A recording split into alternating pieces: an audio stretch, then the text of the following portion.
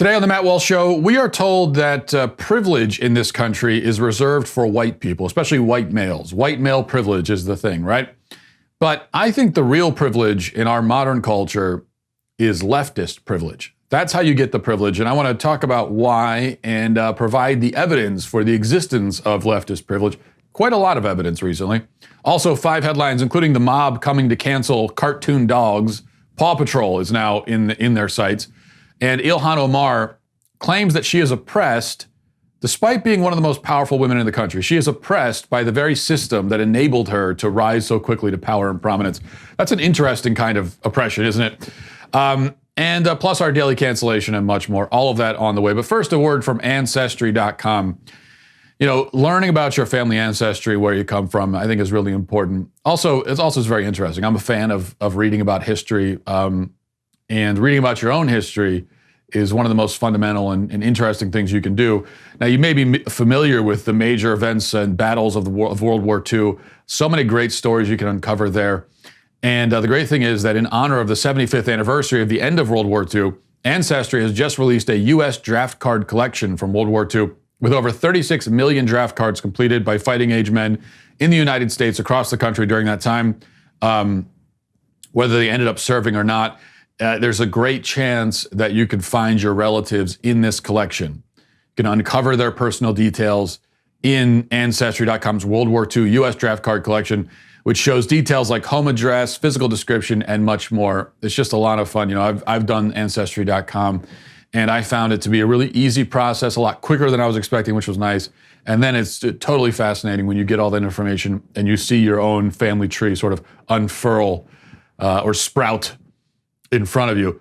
Discover your untold stories and more today. Head to my URL at ancestry.com/Matt to start discovering your story today. That's ancestry.com/Matt. Okay, so over the last several days, protesters have pulled down statues in many cities across the country. A monument to Columbus was torn from its base, set on fire, thrown in a lake in Virginia. A couple days ago, we talked about that yesterday. Another statue of Columbus in Minneapolis was destroyed, despite this statue having been sculpted by an immigrant almost 100 years ago and given as a gift to the Italian-American immigrant community in Minneapolis. They tore that down anyway. Several other Columbus statues have been, as the media so innocuously puts it, removed. Hold on a second.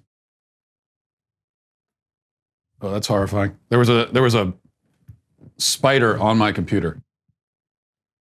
I remain calm, though, for the purpose of the camera. I remain calm in the face of that spider. That is courage and heroism.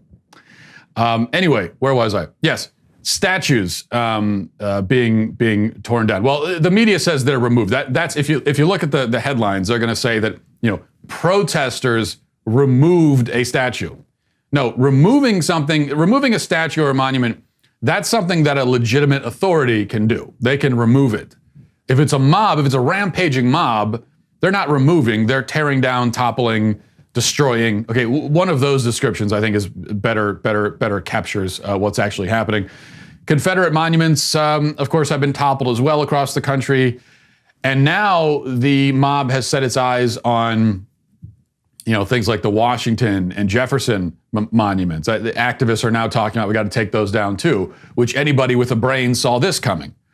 And I would just caution any member of the mob to be careful felling those monuments, especially when you consider that one member of the mob in Virginia was critically injured last night pulling down a statue because it fell right on his head. And cracked his skull open, and he's, I think, in critical condition in the hospital. Lucky to have survived, if he does ultimately survive.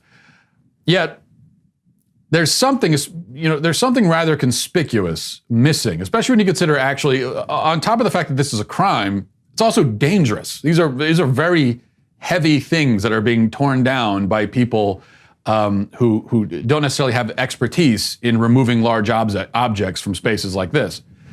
So there's something missing in all these videos of the crazed mobs tearing down statues and monuments. The thing that's missing, of course, is besides common sense, and decency and a respect for history and a respect for property. Besides all that, the other thing missing is law enforcement. And I know it's kind of a silly question to ask at this point, but still, where are the police while these vandals destroy public property, tear down priceless works of art that have stood in some cases for a century or more? You almost have to remind yourself while watching this that you actually don't have the legal right to do what they're doing. The way that they're able to do it so sort of casually, and it takes time to pull down a monument. It's not just something that a person can do on a whim. You've got to come prepared. You've got to have multiple people. It takes time to do. And you watch this and you think, where are the police? I mean, you'd be excused for thinking almost, well, public property, does that mean the public can do whatever it wants with it? The answer is no. In fact, destruction of property worth more than $500 in most states is a felony. These statues are worth way more than $500. These statues are worth thousands, hundreds of thousands of dollars, probably in some cases. So these are felony crimes that we're witnessing. They are also, as I said, dangerous crimes, as the man in Virginia convincingly demonstrated. But this has been the theme in recent weeks. The police stand by while leftist radicals do, quite literally, whatever they want. In Seattle now, a group of radicals have seized control of several city blocks and declared it a sovereign state. They've set up checkpoints and barricades. Uniformed police are barred from entry because that's something you can apparently do now. The police, in fact, were nice enough in the city to abandon their precinct at the rioters' behest, which is a repeat of what we witnessed in Minneapolis, where the police abandoned a precinct, except in that case, of course, the precinct was then ransacked and set on fire. Somehow, in a civilized country that was once ruled by law, this has all become a familiar sight. Mobs rampaging through our cities, setting buildings on fire, destroying police cars, destroying public property, destroying private property, throwing bricks, invading government buildings, looting, assaulting, murder. And very little effort is made to stop any of these crimes from happening or to punish any of the people who commit them. Now, there is much discussion, right, about privilege in our culture. In fact, the concept of privilege is one of the things fueling these mobs. They're very upset about privilege. They're upset that they would say that, someone like me has a lot of privilege because privilege is bestowed based on race and gender. And I, as a white man, have the most privilege of all, according to them. Yet the interesting thing is that I'm fairly sure, and I haven't tested this, I admit, but I'm fairly sure that if I drove into town right now and I threw a brick in a window, or I set a retail outlet on fire, or I looted a convenience store, or I invaded a police precinct, or I tried to set up my own autonomous zone, my own sovereign state in the middle of the street, or if I yanked down a statue or a monument because I found it personally displeasing, I would be arrested on the spot with very little fanfare. And if I resisted arrest and I was beaten or even killed by police in the process, even if my death was unjust or the result of excessive force, there would be no CNN headlines about it. No riots in my honor. No elaborate displays of performative grief from our elected officials in Washington. Nobody kneeling in moments of silence. None of that. Whatever my white privilege gets me, it does not get me that. And it doesn't provide me a pass that allows me to rampage through the city, stealing, destroying, looting, and burning. So it seems to me that the greatest privilege on offer in our culture today is the privilege to be utterly immune from the law. This is the privilege that is exercised by many of the protesters. And though some of them are white males, many of them are not. So it is then obviously a privilege that is not dispensed based on race, but it is dispensed based on ideology. This is leftist privilege. A person with the, quote, correct worldview, especially if he is gathered in a group with other correct thinking people, can do almost anything he wants now. The powers that be will bend over backwards to accommodate him and to meet his demands. This includes permitting crime, as we have seen, but also much else besides. Consider all of the corporations and brands that have been tripping over each other to express their support for the radical left-wing Black Lives Matter organization.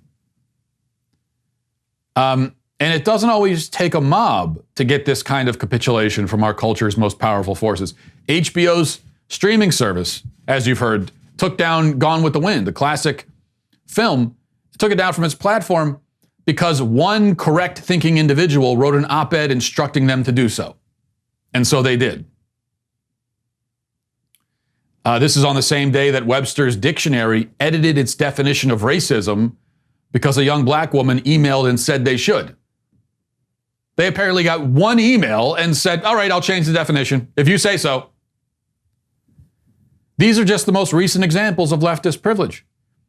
We haven't even discussed the many extravagant concessions that the LGBT lobby has been able to extract, including allowing men access to women's bathrooms, locker rooms, sports teams, while shaming and silencing any women who express discomfort over this invasion of their privacy, any women who have the audacity to say, hey, gee, I'd rather not have a man right here leering at me while I'm getting changed. They're going to be shamed and silenced. The man's going to be allowed access to that. I would call that privilege. And even though it's a male, it's not exactly male privilege, because not any man can do that. It's only the correct thinking man. It's only the man affiliated with the LGBT lobby and the man on the left that is allowed to do that. As a white man, I have not really seen doors open for me or exceptions made for me or advantages given to me just based on my race. It is obvious that in order to obtain these privileges, I have to demonstrate my allegiance to the leftist tribe. I have to have the right, quote unquote, right views. I have to say the right things. I have to hold the right opinions and beliefs. That's how you get the privilege. This is what our culture's most powerful institutions demand. And this is how they grant privilege, which is no surprise because leftists long ago seized control of these institutions, and privilege is simply one of the spoils of victory, and it always has been. If you're on the winning side, you get the privilege. If you're not, you don't. This is the result of decades of the left invading, taking over, seizing control of the most powerful institutions in our culture. What was the right doing during that time? What were conservatives doing? Well, conservatives spent decades, of course, ignoring the leftist takeover of education and pop culture and Hollywood and media, ignoring that and instead focusing on getting Republicans elected to Congress so we could pass tax cuts and, spread democracy in the Middle East. That was conservatism's priorities for decades. That really worked out, didn't it? That worked out really well. But that's how privilege works. And that to me seems pretty obvious now. Let's move on to headlines. There is now apparently a backlash brewing against the show Paw Patrol, which is a show about cartoon dogs. Also, the show that my 3-year-old is obsessed. Every 3-year-old in the country is obsessed with Paw Patrol.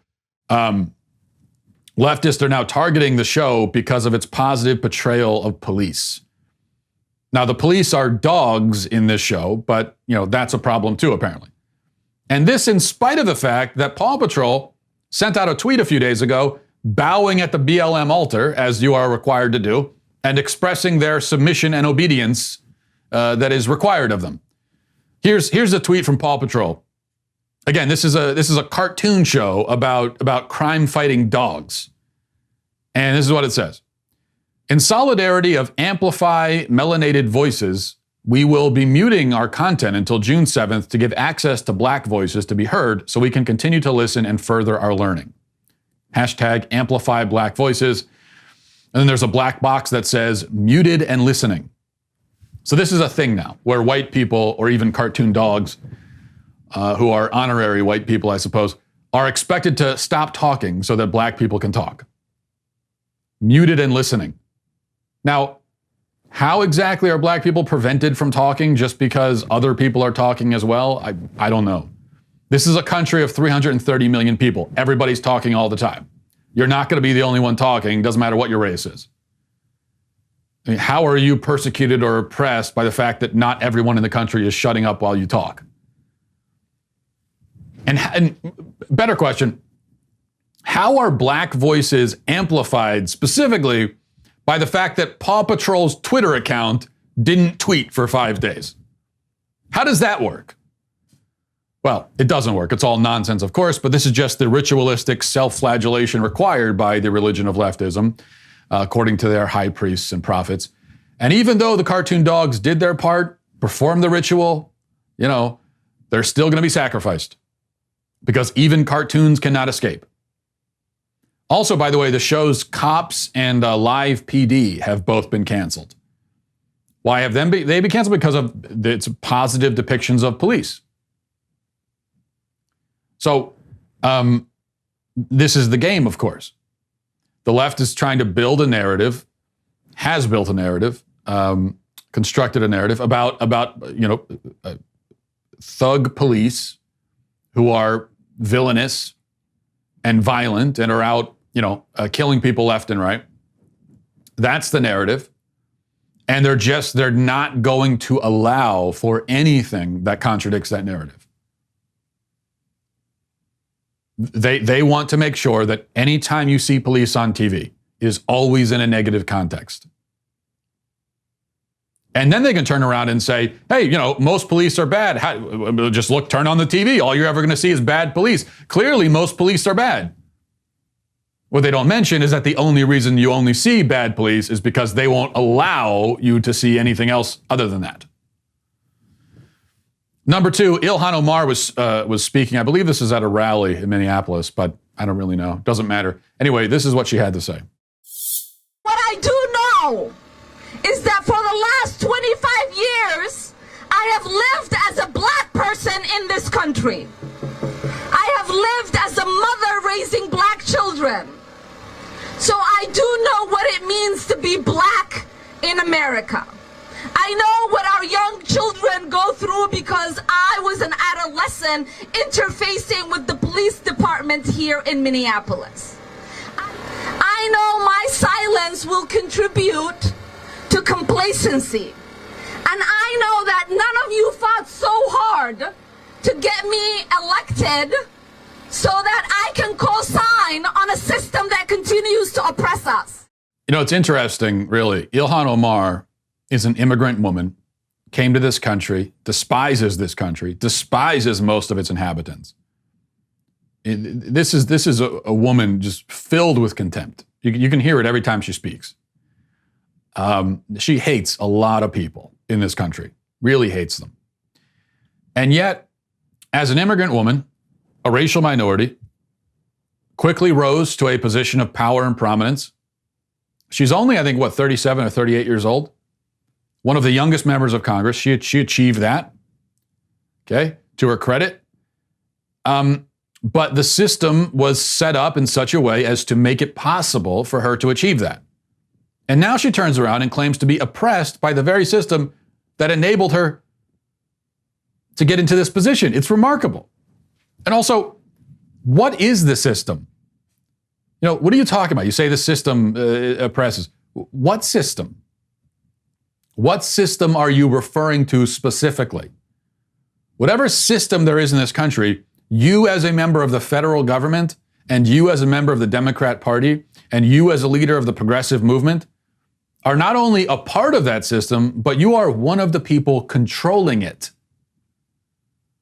And yet you are oppressed by the system even as you control the system? It's, it's a remarkable claim, remarkable in its stupidity. Ilhan Omar, her story, her life, is proof in itself that America is not systemically racist. Same for Alexandria Ocasio-Cortez, same for Barack Obama. And yet these are the people who The people who disprove systemic racism just by their story, by their existence, are the same ones who are the loudest ones claiming that systemic racism exists. And I know that, I get it. Anytime, and I'm sure that what I'm saying right now, this is going to be one of those things that Media Matters pulls and they put it on Twitter. Daily Wire host claims systemic racism doesn't exist because Ilhan Omar was elected. Yeah, you know what? That is sort of what I claim. Yeah, I think that's pretty good evidence. Pretty good evidence. When you've got an immigrant woman who doesn't even like America and yet was able to come here and very quickly find a position of power, pretty good evidence that there isn't systemic racism. Yeah. Barack Obama, black man, becoming the most powerful man in the country for 8 years, became the most powerful man in the country, was voted in again to be the most powerful man in the country, only had to leave because he was term limited. Pretty good evidence. It's that at least is, it's not what you would expect. Let me put it this way. If you didn't know anything about America, right? And maybe you came here from another planet and you landed here and you sat down with a BLM activist or any leftist activist and you had them describe America to you. And you kept that in mind, and then you went out and actually looked at what's really happening in America, it would not be at all what you expected. Based on what they tell you, you would not expect to go to the capital of this country and find people like Ilhan Omar running things. You would not expect that the person who ran the country, the most powerful man in the country for 8 years, who just left office a few years ago, was a black man. You would not expect that. It's not something that would be predicted by the theory of systemic racism, and yeah, so that is pretty good evidence, I think. And if it doesn't, listen, if the ability of someone like Alexandria Ocasio-Cortez or Ilhan Omar to very easily and quickly become very powerful people in the government and culturally, both of those things. If that is not at least evidence against systemic racism, what would be evidence against it? And we know this is an unfalsifiable claim. The people who make the claim, it is unfalsifiable. There is no evidence that you could ever present, ever, that they would consider evidence against their claim. And unfalsifiable claims are illegitimate, always. If it cannot be falsified, if there is nothing that could ever falsify it, it is not legitimate. Number 3, as mentioned previously, Gone with the Wind was banned by HBO Max, but it is now the top-selling movie on Amazon. And this is often what happens, the Streisand effect and all of that, which is great, And I see some people celebrating this, some conservatives saying, yeah, you see, the people aren't on board with this. You get rid of Gone with the Wind, they're going to go and throw their support behind it. And yeah, I appreciate that. I think that's a good sign. But when you hear this as, speaking of evidence of things, I mean, this is supposed to be evidence of the silent majority and the silent conservative majority who they're not on board with all of this. I don't know if the silent majority exists or not, but if it does, I mean, shame on us. If we are still in the majority in this country, and yet we're allowing all of this to happen, then that's even more shameful on our part, I would say. Number 4, Natalie Portman has come out in favor of defunding the police. Very brave stuff, extremely heroic. Here's what she said on Instagram. She said, when I first heard hashtag defund the police, I have to admit my first reaction was fear. My whole life, police have made me feel safe. But that's exactly the center of my white privilege. The police make me, as a white woman, feel safe, while my black friends, family, and neighbors feel the opposite. Police make them feel terror, and for good reason. Police are the 6th leading cause of death of black men in this country. These are not isolated incidents. They are patterns and part of the system of over-policing of black Americans. Reforms have not worked. Minneapolis, where George Floyd was murdered, is one of the most progressive police forces in the country, having undergone extensive anti-bias training. I've gotten to the age in my life where where if my gut feels uncomfortable, I take the situation as wrong. But this concept initially made me uncomfortable because I was wrong. Because the system that makes me feel uncomfortable is wrong. Okay, because the system that makes me feel comfortable is wrong. Okay, she's saying, if I felt comfortable with it as a white person, then I would know that it's wrong. Here's what she's saying, that I know my gut instinct is wrong because I'm white. My God. Have some self-respect. Get a hold of yourself. What the hell is wrong with you people? Well, I know because I'm white, I can't trust anything I think. I am just scum. I am dirt. Whatever I think must be wrong. Of course, much of what she said here is completely wrong. She says that police are the 6th leading cause of death for black men in this country. That's false. Not true. Here are the top 6 leading causes of death for black men in this country, according to the CDC. Heart disease, cancer, unintentional injury, homicide, stroke, and diabetes. Police are not on the list. So that is simply false. Totally false. She says these are not isolated incidents. They are. George Floyd is an isolated incident. There were 9 unarmed black men killed by police last year. In a country of 330 million, I would call that an isolated incident. Yeah. I mean, that's almost as isolated as it can get. And then, but here's the real irony here. She says that because of her privilege, because she is aware of her privilege, she is supporting defund the police. But no, that is a very privileged point of view. She is an extremely wealthy woman living in a very rich neighborhood. I'm assuming a gated community. She can afford personal security. I guarantee she has personal security when she goes out and about. So she's not going to be affected by this. You want to talk about privilege?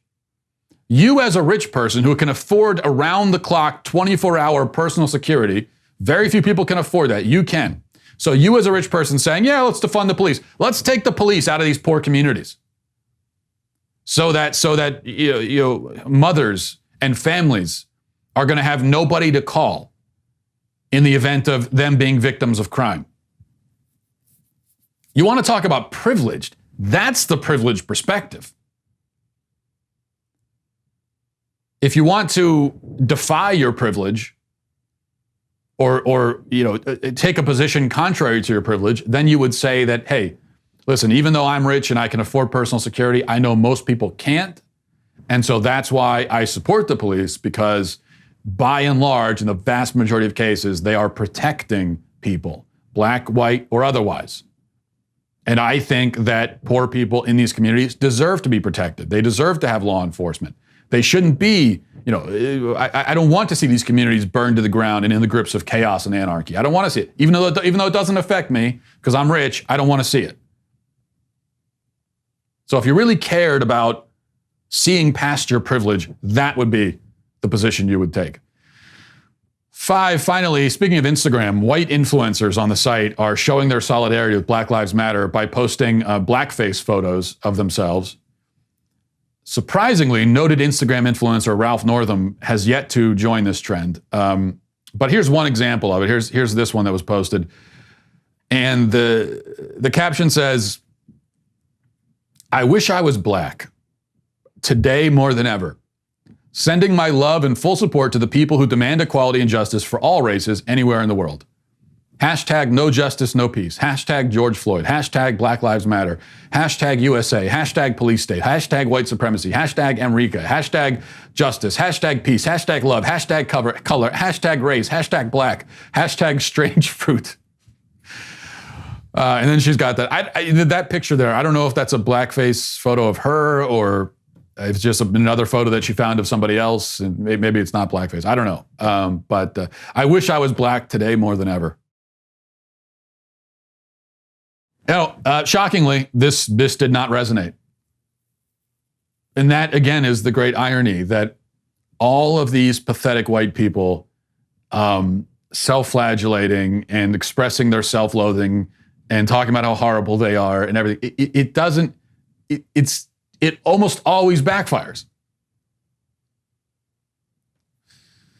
Okay, finally, let's go to our daily cancellation. Before we do that, there's so much going on in the news this year. Hard to know where to even begin in trying to sort through all of it.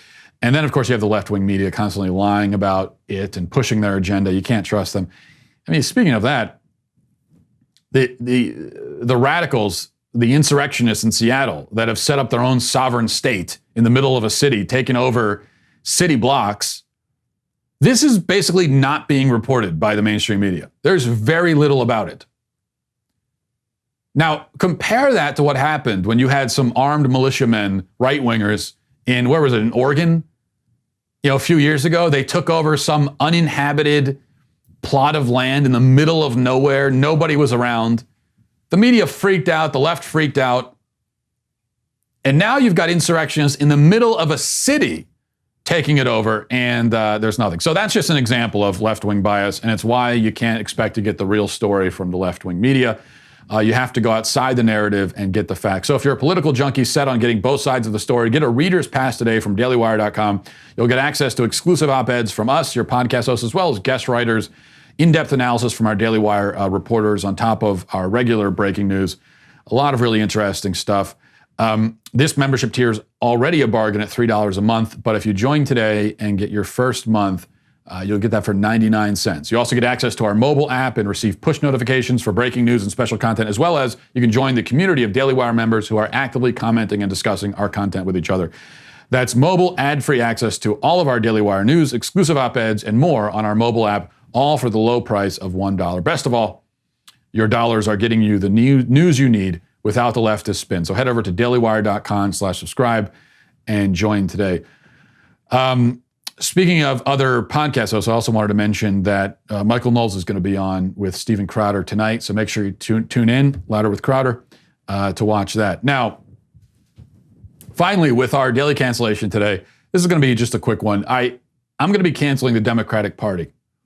Now, it may seem a little obvious for me to be canceling the Democrats. That's, after all I ever do on this show, basically every single day. But this is different. I'm canceling them in the spirit of today, the spirit of this moment in our culture. As mobs are going around tearing down statues and monuments that they perceive to be monuments to racism, relics of our racist past, well, then they should join me. On that note, they should join me in canceling the Democrat Party, because there is no greater relic or more powerful relic or monument to our racist past than the Democrat Party itself. Now, I know that this is a point that is very often made, which is why I don't need to dwell on it, but I do feel like it should be made again in a situation like this. This is kind of at least among Democrats, it's the elephant in the room. As we're going around tearing down Confederate monuments, and Democrats are cheering it on. Democrats are the ones doing it. Well, we should mention that all of those Confederates were all Democrats. And Nancy Pelosi, I think yesterday, came out and said all the Confederate soldier monuments in D.C. need to come down. She wants to see those taken down immediately. Okay, well, you've been in office for, I think, approximately 650 years. You've been in office for 650 years. Or thereabouts. Close enough.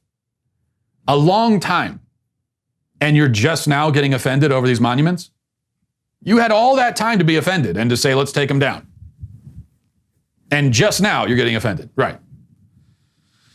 So it's all performative and fake anyway, but as we know. But even still, the Democrat Party is the party of racism. It's the party of Jim Crow. It's the party of segregationism. It's the party that opposed equal rights. All that's a fact. Now, you could try to claim that they've changed their ways and it's very different, and basically the Democrat Party and Republican Party switched places at some point somehow. Not exactly explaining how that worked, but that's what you can claim. And it's not like that anymore. Now, I think that's wrong, actually. I think the Democrat Party still is victimizing minority communities. supporting, for example, abortion, which, as we've discussed this week, has wiped out many millions of minorities. The abortion industry, which especially targets poor communities, which are very often minority communities. So I don't think the Democrat Party, when it comes to racism and when it comes to their treatment of minorities, I don't think they've changed that much, actually. But whether they have or not, a statue's not hurting anybody. It's not like the statue is out actively oppressing anyone. So it's not enough to say that the Democrat Party, they're not like that anymore. They're not actively harming minorities now. Again, I think they are, but even if they aren't, well, the statue's not harming anyone either. It's just a statue. So if this is all about tearing down based on history, based on something's history, what it's rooted in, then I think you cannot exempt the Democrat Party. The Democrat Party should be canceled, torn down.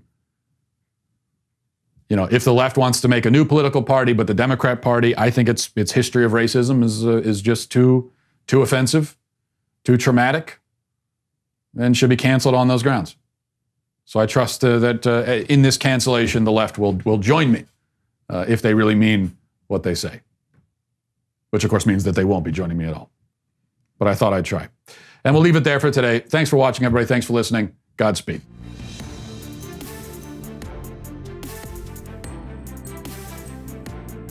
The Matt Walsh Show is produced by Sean Hampton, executive producer Jeremy Boring. Our supervising producers are Mathis Glover and Robert Sterling. Our technical producer is Austin Stevens, edited by Danny D'Amico, and our audio is mixed by Robin Fenderson. The Matt Walsh Show is a Daily Wire production, copyright Daily Wire 2020. Hey everybody, it's Andrew Klavan, host of The Andrew Klavan Show. Some people are depressed because the American Republic is collapsing, the end of days is approaching, and the moon has turned to blood. But on The Andrew Klavan Show, that's where the fun just gets started. So come on over to The Andrew Klavan Show and laugh your way through the apocalypse with me, Andrew Klavan.